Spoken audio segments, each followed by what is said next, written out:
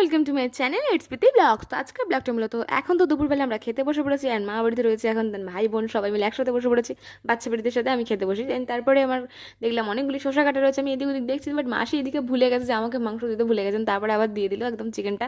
দারুণ করেছিলাম সেজে মাসি রান্নাটা। আমি বাচ্চা বাড়িদের সাথে গল্প করতে করতে খেয়ে নিলাম। আর খেতে খেতে একটা জিনিস মনে পড়লো যে আমার একটা মাসি আছে যে জামাকাপড় বিক্রি করে, ঠিক আছে, যার নিজেদের একটা দোকান আছে, ঠিক আছে, বাবার সাথে। দেন তারপরে সেই মাসিটা আমরা বলেছিলাম যে নিয়ে এসো কিছু জামা কাপড়, যদি আমরা পছন্দ হয় তো কিনবো। দেন মাসি নিয়ে এসেছিল, আমার মা এখানে অ্যাড দিয়েছিল হরেক মাল 10 টাকা করে, মানে ইয়ার্কি করছিল বোনের সাথে, ঠিক আছে। আর আমি কিছু শপিং করে নিলাম এর ফাঁকেই, ঠিক আছে।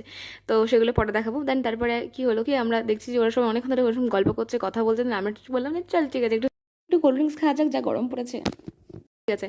আর আমার বোন বলছে বারবার করে যে আমাদের জন্য কিন্তু রেখো। দেন তারপরেই সন্ধ্যা হয়ে গেল, আর মাসি গরম গরম চা নিয়ে চলে এলো, কারণ চা ছাড়া আর সন্ধ্যের বেলা মুড়ি ছাড়া বেশ জমে না। আমি ভাই বোনের সবাই মিলে চা মুড়ি দিয়ে খেতে শুরু করে দিলাম। থ্যাংক ইউ ভিডিও দেখার জন্য।